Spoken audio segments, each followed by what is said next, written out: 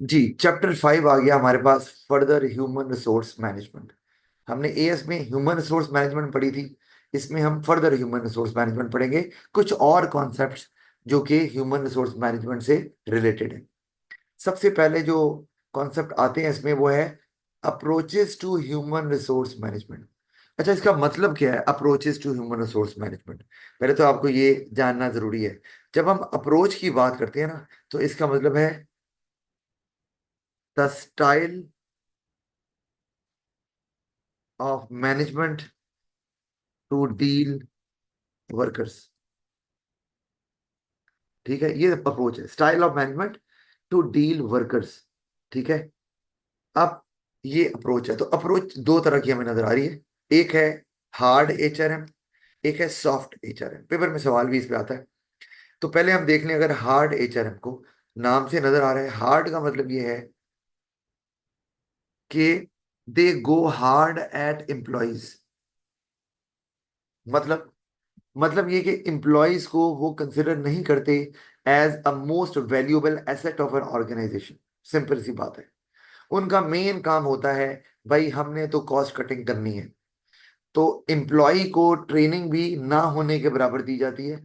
यानी कि एम्प्लॉय की जो प्रोफेशनल ग्रूमिंग है, आपको पता है training is very important for an employee. सिर्फ इसलिए नहीं कि वो उस काम को अच्छे से करेगा, इसलिए भी कि वो लेटेस्ट मेथड से, लेटेस्ट इक्विपमेंट से, लेटेस्ट टूल से वो फेमिलियर हो जाए। और प्रोफेशनल ग्रूमिंग ये कि वो जहाँ खड़ा था स्टार्ट में, जब उसने ज्वाइन किया था, अब वो उससे मच इम्प्रूव्ड प्रोफेशनल है। तो ट्रेनिंग इसलिए भी जरूरी है, और उसको लगता है कि जो बिजनेस है is spending some amount of money या a lot of money on on them, तो उससे वो मोटिवेटेड भी रहते हैं। लेकिन यहाँ पर चूंकि हार्ड एचआरएम है, वो एम्प्लॉय को जस्ट एक वन, आप कह लो कि पार्ट ऑफ रिसोर्स समझते हैं, या वन टाइप ऑफ रिसोर्स समझते हैं, जबकि एम्प्लॉय जो है ना वो मोस्ट इंपॉर्टेंट रिसोर्स माना जाता है। पर्टिकुलरली अगर हम बात करें रिटेल बिजनेस की, तो वहां तो एम्प्लॉयज ने डील करना होता है क्लाइंट्स के साथ ऑन रेगुलर बेसिस। तो वहां पर आप इमेजिन करो कि एम्प्लॉयज अगर वेल ट्रेन नहीं है, वेल इक्विप्ड नहीं है, वेल वर्सेंट नहीं है इन देयर कम्युनिकेशन, तो there could be a problem. क्योंकि जब एम्प्लॉय सही से गाइड नहीं कर पाएंगे, तो कस्टमर क्यों बाय करेंगे आपसे, if you are not providing all the information which is necessary to buy a product. अच्छा, फिर एम्प्लॉय भी डीमोटिवेट, क्योंकि उनको भी ये लगा रहेगा, they would be uncertain about the products, तो वो भी अपनी जॉब को परफेक्शन से नहीं कर पाएंगे, क्योंकि उन्हें पता है they lack the knowledge, they lack the expertise, they lack the skills. तो ये इशू हैं चलते हैं। अब तो इनका फोकस, हार्ड एचआरएम का फोकस होता है कॉस्ट कटिंग पे। ठीक है, आपने याद रखना है मेन फोकस। और कॉस्ट कटिंग के लिए वो क्या करते हैं, ट्रेनिंग को मिनिमम पॉसिबल रखते हैं, ताकि ट्रेनिंग भी एक कॉस्ट है, तो वो कहते हैं भाई ये ज्यादा हमें देने की जरूरत नहीं है। अच्छा, और कोई डेवलपमेंट प्रोग्राम्स भी एम्प्लॉयज के लिए शुरू नहीं किए जाते। अब आपने वैसे पढ़ा हुआ है एएस के अंदर भी, there is a difference between training and development. Can you tell me क्या होता है ट्रेनिंग वर्सेस डेवलपमेंट? पढ़ा हुआ है इसमें वैसे, कुछ याद आ रहा है यस सर। क्या? ट्रेनिंग में मतलब एम्प्लॉयज को स्पेसिफिक स्किल्स सिखाते हैं, और डेवलपमेंट में डेवलपमेंट नहीं मुझे इतनी खास याद। अच्छा, ट्रेनिंग जो होती है ना, ये इसमें ये जॉब रिलेटेड होती है, जॉब रिलेटेड स्किल्स, ठीक है, आर लर्नड, वो सीखे जाते हैं। डेवलपमेंट में क्या किया जाता है कि ability to handle adverse circumstances while doing a job। ठीक है, अच्छा, ठीक है, मैं इसको यहां कर लूंगा। To handle adverse circumstances while doing a circumstances without compromising job. और यहाँ पे एबिलिटी, ये अच्छा मैं डेवलपमेंट क्या है जी, एनहेंसिंग एबिलिटी, यहाँ पे एनहेंस की जाती है, enhancing ability to handle adverse circumstances without compromising the job, या अगर जॉब नहीं लिखना तो हम ये भी लिख सकते हैं कॉम्प्रोमाइजिंग परफॉर्मेंस। जैसे कि sometimes you are in a stress and that stress is job related, too much work is there and you have to work the whole day. अब आप यू फील टायर्ड, आपका दिमाग भी थक जाता है, but still you keep on working. और आपको पता है कि गेम दिमाग की होती है। आप एट टाइम्स, जैसे कि एग्जाम चल रहा है, मैं एग्जांपल देता हूँ आपको, और वहाँ कुछ एसी बंद हो गया या गर्मी हो गई, बट आपको पता है you have to finish the exam within the time frame given, तो आप गर्मी की परवाह ही नहीं कर रहे। पसीना आ रहा है, गर्मी लग रही है, आती रहे भाई, टाइम पे खत्म कर। लेकिन अगर आप बैठे में वेले, जो कि हमारी पाकिस्तान की आधी कौम वेली ही है, आधी नहीं बल्कि 80% कौम वेली बैठी होती है, उनको गर्मी लगेगी, क्योंकि आपका दिमाग ही आपको मैसेज देता है, ओ भाई गर्मी है, उठो यहाँ से, वो एसी के पास जाओ, पंखे के पास जाओ। तो इसका मतलब है वो आपको क्या करते हैं, मैं यहाँ लिख रहा हूँ यहाँ पे, अब मैं ऐड करने लगा हूँ बताने के बाद कि brain, training of brain, brain को ट्रेन किया जाता है टू टैकल एनी सिचुएशन।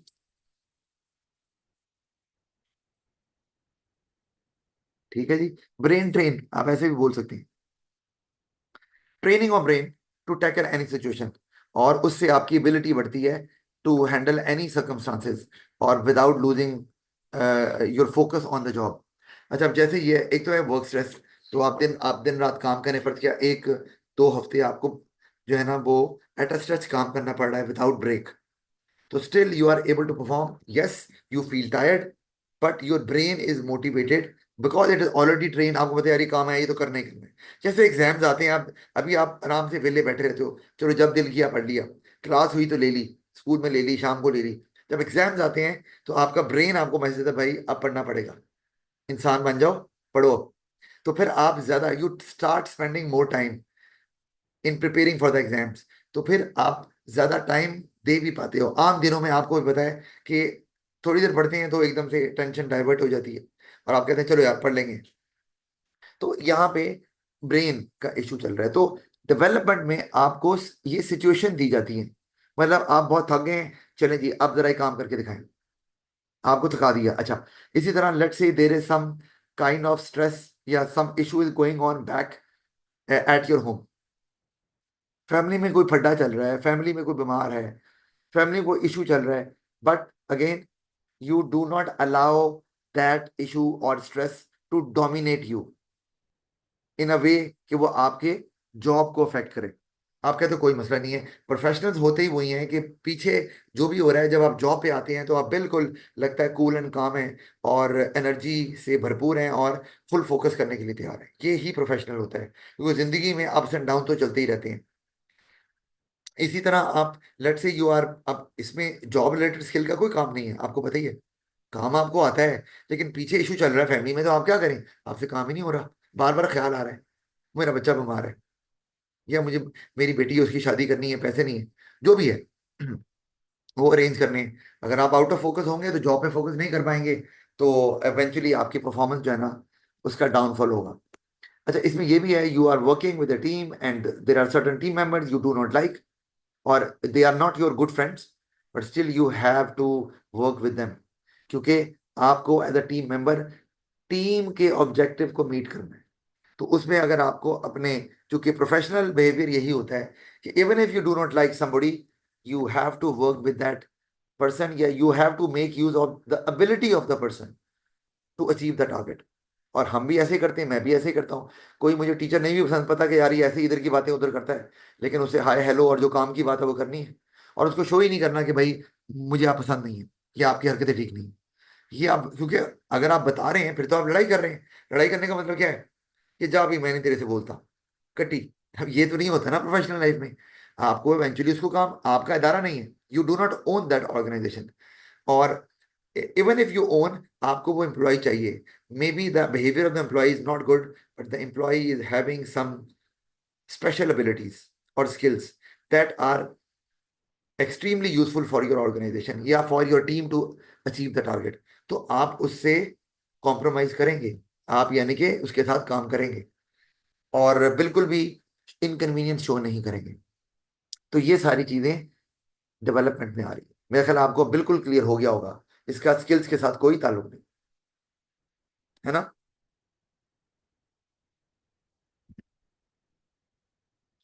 अरे वाह, यू गॉट माई पॉइंट ना. Yes sir. यस क्या सर। कहाँ गई, सो रही थी? नहीं सर। इधर नहीं हो? जी सर। अच्छा चलें. ओके, मैंने कहा देर बाद जवाब दे रही थी. अच्छा ओके, ऑल राइट. अब तो इसलिए मैंने यहाँ लिखा कि ये कॉस्ट कटिंग पे फोकस करते हैं, और कॉस्ट कटिंग पे फोकस करने के लिए ये एम्प्लॉयज बेचारों को ही बलि का बकरा बकरा बनाते हैं, और उसके लिए वो ट्रेनिंग मिनिमम दे रहे हैं. जो डेवलपमेंट प्रोग्राम्स हैं जो मैंने आपको भी बताया, वो नहीं कर रहे, यानी कि उसमें आपको सिनेरियो दिए जाते हैं, और एम्प्लॉय को कहा जाता है कि ये एक, यानी कि उसमें आप ऐसे भी करते हैं कि रोल प्ले भी होता है. रोल प्ले समझती हो आप? रोल प्ले ये कि आपने एक एम्प्लॉय को बना दिया एक एनोइंग वर्कर, जो कि दूसरे टीम मेंबर्स को तंग करता है, डिसरप्ट करता है, बिहेवियर अनएक्सेप्टेबल है, but still you have to manage that employee, that colleague within your team to achieve the target. तो इस तरह के आपको रोल प्ले दिए जाते हैं डेवलपमेंट में, लेकिन ये भी खर्चा है, जाहिर बात है. आपको इक्विपमेंट चाहिए, आपको इंस्ट्रक्टर चाहिए, और आपको ऑफ कोर्स टूल्स और मटेरियल भी चाहिए टू डेमोन्स्ट्रेट दैट. उसमें आपके कह लो कि चार्ट पेपर्स हो सकते हैं, मार्कर्स हो सकते हैं, बोर्ड है, मल्टीमीडिया, वो एनवायरनमेंट जहां पे आप ये करना चाह रहे हैं, वगैरह वगैरह. बहरहाल वो नहीं किया जाता. फिर एम्प्लॉयज की कोई से नहीं होती डिसीजन मेकिंग में, उनको कोई फ्रीडम ऑफ वर्क नहीं होता. मतलब उनको जो काम दिया गया है, they have a clear role given to them, और उसको उसको उनको करना है, और डेलीगेशन बिल्कुल भी नहीं की जाती. तो हार्ड एचआरएम में ये आपको याद रखना है, ये फोकस होता है, और उसमें एम्प्लॉयज उनका, उनके लिए दैट इंपॉर्टेंट होते ही नहीं है, और वो ये समझते हैं we can easily replace employees. कोई एम्प्लॉयज अगर चू चना करता है तो we can fire an employee, और हम we can hire another one. और एम्प्लॉयज को रखना कोई बड़ी बात नहीं है, एक गया तो दूसरा आ जाएगा. अब उनको ये रियलाइज नहीं होता कि आपको, all employees are not the same, all employees do not have the same abilities, all employees do not have the same loyalty. तो आप वो एम्प्लॉयज जिनकी स्पेशल एबिलिटी है, जो लॉयल हैं, you do not like to lose them at all as a business owner और business manager. आपको पता है जब गूगल पे इंटरव्यू किया जाता है ना, गूगल की जॉब के लिए, या इवन फेसबुक की जॉब के लिए, तो 6 इंटरव्यू होते हैं. 6 इंटरव्यू, सीरीज ऑफ इंटरव्यूज, क्योंकि उसमें वो आपको ओवरऑल चेक करते हैं, आपका टेम्परामेंट, आपकी लॉयल्टी भी चेक की जाती है, क्वेश्चन पूछे जाते हैं, और हर इंटरव्यू में डिफरेंट सिनेरियो आपको दिया जाता है. पहले तो प्रिलिमिनरी स्टेज पे जो इंटरव्यू होता है वो जनरली होता है. तो आप, क्योंकि आप नहीं चाहते once you hire an employee, तो after some time you have to hire another one. आपको एक एम्प्लॉय रख लिया, अब आप चाहते हैं उसको कंटिन्यू करना उसके साथ, क्योंकि आपने जो एम्प्लॉय रखा है वो बहुत स्क्रूटनी के बाद, बहुत छानबीन के बाद रखा है, और इतना उसमें टाइम लगा है, पैसा लगा है, तो आप कभी भी नहीं चाहेंगे. और इसीलिए गूगल भी अच्छा काम कर रहा है, और फेसबुक तो कर ही रहा है, दोनों ही कर रहे हैं. तो आप every now and then labour को नया, हर बंदे को नया रखेंगे, तो आप वो जो इमेज अभी जा रहा है, वो, या वो दोनों जो बिजनेसेस अभी काम कर रहे हैं, वो उस तरह से नहीं कर पाएंगे. अच्छा, और वो भी अगर ये समझेंगे एम्प्लॉय पुराना गया तो क्या हुआ, नया रख लेंगे. अच्छा, अब इसी में आपने याद रखना है कि एम्प्लॉयज को पार्ट टाइम, टेम्पररी और 0 आवर कॉन्ट्रैक्ट दिए जाते हैं. अगेन आपने रियलाइज करना है कि फोकस क्या है, कॉस्ट कटिंग, उसी पे ध्यान में रखना है, ठीक है. और एम्प्लॉयज को वैल्यू नहीं देते. They do not feel that they are the most important part of the organization. They feel that they are an ordinary resource, and it can be replaceable easily, no issues at all. अच्छा, तो part time, आपको पता है part time रखने का या temporary रखने का फायदा क्या है? कि आपको सारा साल पैसे नहीं देने, या अगर पार्ट टाइम रखा हुआ है सारे साल के लिए तो आपको उन घंटों के लिए पैसे देने हैं जब वो आ रहे हैं। टेम्पररी भी 6 महीने आपने काम करवाया, 6 महीने के बाद आपने कहा आपका कॉन्ट्रैक्ट खत्म हो गया, तो अगले 6 महीने पैसे नहीं देने। इसका मतलब पार्ट टाइम और temporary employees, they can never be loyal to the organization. और शायद हार्ड एचआरएम फॉलो करने वालों को लॉयल्टी चाहिए नहीं है, लेकिन in the longer run they might have an issue. लेकिन भारत फॉलो करते हैं कई। ये नॉर्मली हार्ड एचआरएम ना छोटी ऑर्गेनाइजेशन जो है ना वो फॉलो करती है। तो मैं आपको अभी बता रहा हूँ, लेट्स से आपने डिग्री ले ली, एक प्रैक्टिकल एग्जांपल आपको दे रहा हूँ, बल्कि एक कह लो कि एक प्रैक्टिकल टिप दे रहा हूँ। You go for an interview, और वहां पर अगर आपको ये लगता है कि वो आपको ज्यादा इंपॉर्टेंस नहीं दे रहे, although you have not been hired, you are a potential candidate, you can be hired, लेकिन आपको, अच्छा जी आप सवाल पूछ रहे हैं, अच्छा जी sir I would like to ask about the company, तो वो आपसे पूछ रहे हैं कि you haven't studied, you haven't research our organization, so what do you want to ask, हाँ we are there to ask question. If इस तरह का क्वेश्चन पूछा जा रहा है, इस तरह का स्टर्न बिहेवियर दिया जा रहा है, तो समझ लें कि वहां पर हार्ड एचआरएम चलती है। और वहां अगर आपकी वैल्यू नहीं है, कि they are snubbing you, they do not want you to be liberal in asking questions, और सिर्फ हम उनके आंसर्स के क्वेश्चन के आंसर दें, तो सोचो फिर वो एम्प्लॉय जो हायर हो गए हुए हैं उनके साथ क्या होता होगा। तो फौरन रियलाइज कर लें that is not the place to work, क्योंकि वहां एनवायरमेंट 100% टॉक्सिक होगा। जो लार्जर ऑर्गेनाइजेशन होती है ना, मल्टीनेशनल कंपनी, इसीलिए लोग वहां काम करना चाहते हैं, वहां एनवायरमेंट टॉक्सिक होता ही नहीं है। Employees are given the targets, and they are given enough freedom to work on their own. हाँ, टारगेट्स मीट करना तो होता है, उसमें बाद का स्ट्रेस भी आता है, लेकिन एनवायरमेंट इतना टॉक्सिक नहीं होता, और उसमें you are given the due value you deserve. तो ये अब, तो पार्ट टाइम टेम्पररी में तो जारी बता, अगर आपको ये रख रहे हैं तो इसका मतलब है वो चाहते ही नहीं है कि वो कोई लॉयल एम्प्लॉय रखे। वो कहते हैं हमने काम कराना है, दैट्स इट, ये काम नहीं करेंगे कोई और रख लेंगे।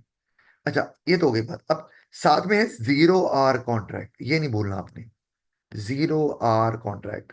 ये पेपर में आया हुआ है इसलिए मैंने ऐड कर दिया, ये तो बुक में भी नहीं है, लेकिन मैं जब सिलेबस में देखता हूँ कि वो पास पेपर में कोई क्वेश्चन आया हुआ है, तो मेरा यही काम है, मैं उसको ऐड कर देता होता हूँ। अच्छा, 0 आवर कॉन्ट्रैक्ट का मतलब क्या है? अब आपने याद रखना है, मैं इसको पढ़ भी दूंगा बाद में। 0 आवर कॉन्ट्रैक्ट का मतलब ये है कि जैसे मैं आपको कहता हूं कि आपने काम करना है 8 आवर्स इन अ डे, ठीक है, मैं क्लियरली बता रहा हूं, और मैं कहता हूँ जी 5 डेज अ वीक, ठीक है जी, तो मैंने क्लियरली आपको गाइडलाइन दे दी, ये इतने दिन काम करना है आपने। अच्छा, ये भी बता दूं आपको कि आपको अगर ना बता नहीं रहे हैं, आप पूछ रहे हैं अच्छा सर वो बताएं छुट्टियां कितनी होंगी, कितने घंटे काम करना है, कितने दिन, वो आपको पता चल जाएगा, तो इसका मतलब भी यही है, that is not the organization to work, वहाँ हार्ड एचआरएम फॉलो होता है। अदरवाइज जो ऑर्गेनाइज्ड कंपनीज होती हैं वहां पर क्लियरली लेड डाउन होता है, वो करते हैं एम्प्लॉयज की क्या टास्क होंगे, तो दे आर वेरी स्पेसिफिक, तो वो आपको बताते हैं। यहाँ नहीं बता रहे, इसका मतलब है कि वो राइट ऑर्गेनाइजेशन नहीं है। अच्छा, अब 0 आवर कॉन्ट्रैक्ट में पता क्या होता है कि इसका मतलब है, अच्छा ये जो मैंने आपको बताया ना, ये है मिनिमम, ये है मिनिमम वर्किंग आवर्स के, इतना तो आपको मिनिमम वर्किंग आवर्स के, इतना तो आपको काम करना ही है। अगर बर्डन पड़ता है और आपको 8 घंटे से ज्यादा काम करना पड़ता है, तो क्या होगा? ऑफ कोर्स आपको फिर ओवर टाइम दिया जाएगा, आपको एक्स्ट्रा पेमेंट मिलेगी। तो मिनिमम लेकिन आपको बता दिया कि इतना काम करना है, तो आपको भी पता चल जाता है अच्छा मुझे इतना काम करना है। अब आप पीस रेट पे काम कर रहे हो, टाइम रेट पे काम कर रहे हो, मैं सैलरी है, आपको क्लैरिटी मिल रही है। 0 आवर कॉन्ट्रैक्ट में यह है कि आपसे कॉन्ट्रैक्ट किया जा रहा है 0 आवर का। पता है इसका क्या मतलब है? इसका मतलब है आपके जो मिनिमम आवर्स हैं, अच्छा ये मैंने 8 लिखा है ना, कहीं मिनिमम आवर्स 4 भी हो सकते हैं, कहीं 5 भी हो सकते हैं। अच्छा, मिनिमम आवर्स कितने हैं जी? 0। यानी कि ऐसा भी हो सकता है कि आपसे काम कराया ही ना जाए, भाई काम नहीं है तो नहीं करा रहे, तो उसका क्या मतलब बना? ये it is an alarming situation. क्या मतलब बना इसका? कि आपको अगर काम नहीं, हो सकता है काम ना भी कराया जाए कभी। पता क्या मतलब है इसका? नहीं सर। क्या क्या मतलब है? आपने नहीं सर खाए? नहीं। जी। अच्छा अच्छा। इसका मतलब ये है कि आपको हो सकता है काम ना कराएं, आपको वेला ही रखें और पैसे नहीं देंगे। भाई पैसे काम करने के हैं। तो जीरो आवर कॉन्ट्रैक्ट का मतलब ही यही है कि आपके मिनिमम आवर्स है ही नहीं। मिनिमम वर्किंग आवर्स का मतलब होता है इतने पैसे तो आपको मिलेंगे ही। वो इतने घंटे अगर काम करवाएंगे हर रोज, हफ्ते में 5 दिन या 6 दिन जो भी है, तो उसके पैसे भी बताते हैं ना इतने मिलने हैं। और अगर ज्यादा काम कराएंगे तो ओवर टाइम मिलेगा। तो जीरो आवर कॉन्ट्रैक्ट का मतलब है कि आपको हो सकता है कभी काम ना भी हो, मैंने कहा काम होगा तो पैसे मिलेंगे, नहीं होगा तो फिर पैसे नहीं मिलेंगे। वरना मिनिमम में तो ये है कि आपको काम अगर नहीं भी है तो उतने मिनिमम वर्किंग आवर्स का काम मिलना ही है, उतने पैसे मिलने ही हैं। तो ये भी क्या हो रहा है, कॉस्ट कटिंग। ऐसा बिजनेस जहां कभी काम होता है कभी नहीं होता, तो आपको रख लिया वहीं, तो ये परमानेंट जॉब क्या हुई आपकी? कभी पैसे आ रहे हैं महीने में, कभी नहीं आ रहे। तो ये भी हार्ड एचआरएम है, और इसका मकसद भी यही है कि आपको के पैसे कम, पैसे ना दिए जाएं, कॉस्ट बचाई जाए। अच्छा। और जहां पर कभी काम है कभी नहीं है, जब काम होगा बुला लेंगे, जब काम नहीं होगा तो नहीं बुलाएंगे, तो पैसे भी नहीं देंगे। तो जब वेज तभी देंगे जब काम होगा, आप काम करोगे। ये है जीरो आवर कॉन्ट्रैक्ट। और ऑफ कोर्स ये हार्ड एचआरएम अप्रोच को ही फॉलो कर रहा है जी। कोई सवाल है यहाँ तक? No sir. ऑल राइट, आगे चलते हैं। आगे आ गया benefits and problems of using hard HRM. अब ये आपको पता तो चल गया हार्ड एचआरएम क्या होती है अच्छे से। Easier to reduce cost. Sir भी तो आगे लिखा जो है, कोई ट्रेनिंग नहीं, कोई डेवलपमेंट कॉस्ट नहीं, जीरो आवर कॉन्ट्रैक्ट, ये आप खुद बता सकती हो, मेरा ख्याल है मुझे डेवलप करने की जरूरत नहीं है। फिर बेटर कंट्रोल ओवर वर्कर्स, क्योंकि आपको बताया कि वर्कर्स को इंडिपेंडेंस तो दी नहीं गई, फ्रीडम को ही नहीं दिया गया, तो उनको उनके ऊपर सुपरवाइजर रखे जाते हैं। तो भाई चेक करें काम कर रहे हैं। तो जैसे मैंने बताया आपको पहले, ऊपर भी लिखा हुआ है हार्ड एचआरएम के अंदर। तो अच्छा, अब ये जो है अब हम इसको देख रहे हैं कि हम इसको बेनिफिट में ले रहे हैं। बेटर कंट्रोल ओवर वर्कर्स, कि आपको एग्जैक्टली पता है वर्कर्स क्या कर रहे हैं। इसका मतलब है आप ब्लाइंड नहीं है वर्कर्स की तरफ से कि पता नहीं काम कर भी रहे हैं कि नहीं कर रहे हैं, तो ये इसलिए बेनिफिट बन रहा है। एक तो कॉस्ट कम हो रही है, तो कॉस्ट तो कम करनी है क्योंकि प्रॉफिट आपको चाहिए ज्यादा। दूसरा, वर्कर्स का आपको एग्जैक्टली पता है कि what they are up to, कौन सा काम कर रहे हैं, ऑफ कोर्स जो आपने इंस्ट्रक्शन दी है। डेडलाइन मीट कर पाएंगे कि नहीं कर पाएंगे, तो ये एक आपको फायदा हो जरूर रहा है। इंडिपेंडेंस देंगे तो वहां मोटिवेशन तो आएगी, लेकिन वहां ये भी है कि कंट्रोल चला जाएगा और आपको पता चलेगा at the end of the day कि वर्कर ने काम किया नहीं किया, टारगेट मीट किया नहीं किया। तो ऑफ कोर्स आपको हार्ड एचआरएम समटाइम्स फॉलो करनी होती है जब आपको लगता है workers are not loyal, they are working only for monetary reward and they do not have their self respect, तो फिर आपको हार्ड एचआरएम फॉलो करनी है। काम वाली को देख लो, आप एक घर काम वाली आती है क्या करती है भला? काम कर रही है, आपकी अम्मी पीछे पीछे पड़ी हुई है, वो ये सफाई नहीं की, कपड़े सही नहीं धोए, वो ये कोने से सफाई नहीं की, बताओ नहीं होता ऐसे? ईमानदारी से बताओ।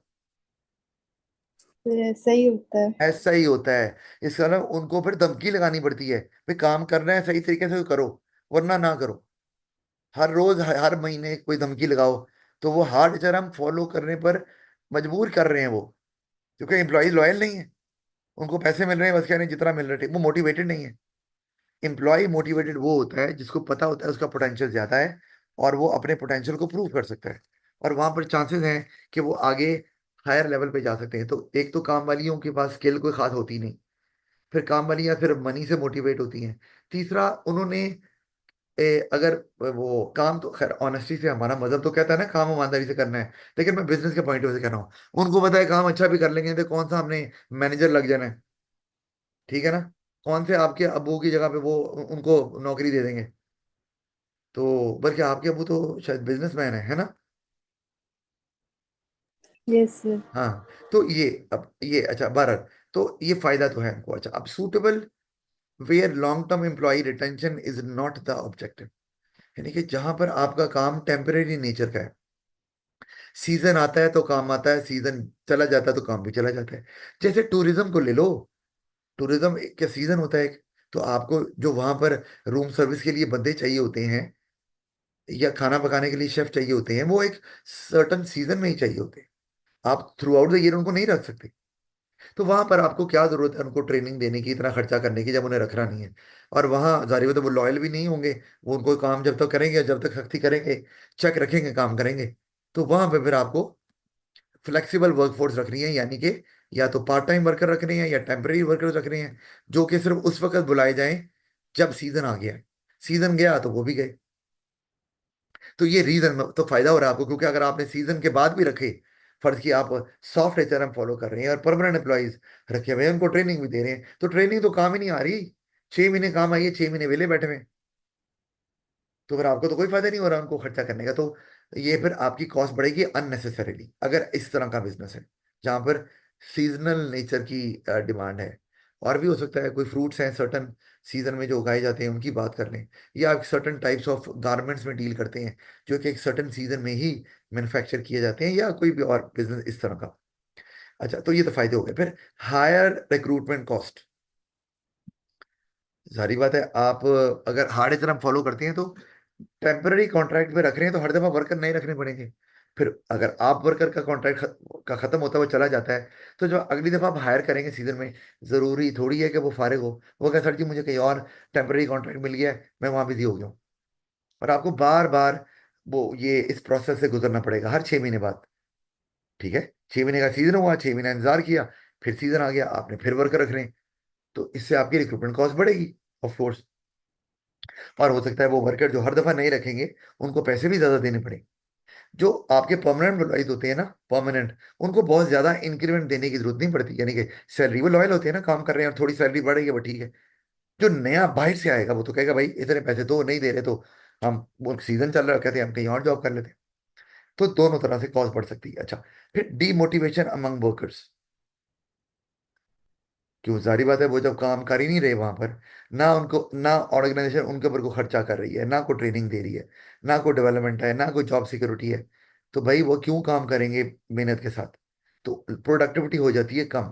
जब प्रोडक्टिविटी कम होती है, एक वर्कर अपने पोटेंशियल पे काम नहीं करता, तो फिर प्रोडक्टिविटी कम होने से एवरेज कॉस्ट बढ़ जाती है, और एवरेज कॉस्ट बढ़ने से प्रॉफिट कम हो जाता है। समझ आती है ना इस बात की, डेवलप चेन बना रहा हूँ। Yes sir. फिर आ गया पुअर इमेज। तो इमेज अगर आपका पुअर क्यों होगा, क्योंकि अगर आप एम्प्लॉयज को, चूंकि हार्ड एचआरएम फॉलो कर रहे हैं ना, मतलब खाली टेम्पररी कॉन्ट्रैक्ट की बात नहीं हो रही, तो एम्प्लॉयज को नजर आएगा जनाब, जो है ना, मैं सैलरी भी जारी होता है एक रीजनेबल, एक थोड़ी अमाउंट ही दे रहे हैं, तो वर्कर्स अच्छी तरह से ट्रीट नहीं कर पाएंगे, या नजर आएगा कि एम्प्लॉयज उतने एक्टिव नहीं है, एम्प्लॉयज आर नॉट हैप्पी। तो कस्टमर्स को इमेज किया जाएगा, एक तो ये कि यार अगर एम्प्लॉयज हैप्पी नहीं है तो फिर इसका मतलब है इनकी सर्विस भी उस लेवल की नहीं होगी जो हम चाह रहे हैं, या प्रोडक्ट भी उस लेवल का नहीं होगा, या हमें गाइड भी उस लेवल का नहीं करेंगे if it is a retailing business. इसी तरह से अच्छे workers would not like to work in your organization. जो कॉम्पिटेंट हैं, जो ग्रो करना चाह रहे हैं, वो कहेंगे यहाँ तो हार्ड एचआरएम है, तो वी वोंट हैव एनी से, हमें कोई वैल्यू नहीं दी जाएगी। तो हम तो कॉम्पिटेंट हैं, हम उस ऑर्गेनाइजेशन में काम क्यों ना करें जहाँ पे there are chances of getting promotion, और जहाँ पर हमें वैल्यू ज्यादा दी जाएगी। तो और ये भी कि अगर आप एम्प्लॉयज को अच्छे से ट्रीट नहीं कर रहे हार्ड एचआरएम, तो आप पे लीगल एक्शन तो कोई नहीं होता, लेकिन एक अनएथिकल डिसीजन जरूर है कि why are you not giving value to your employees. तो प्रेशर ग्रुप फॉर्म हो सकता है जो कि प्रेशराइज कर सकता है कि जैसे कि वो क्या एक्शन ले सकते हैं, बॉयकॉट, कि जी इस बिजनेस के प्रोडक्ट्स को नहीं लेना because they do not treat their employees well, they have an approach of hard HRM. तो उससे सेल्स भी इनकी गिर सकती है अगर हम देखा जाए तो। ठीक, यहाँ तक कोई सवाल है? Yes sir. नहीं है, ओके, आगे सॉफ्ट एचआरएम है, लेकिन आज चले यहीं तक ही रखते हैं, बाकी फिर हम इसको आगे कंटिन्यू कर लेंगे।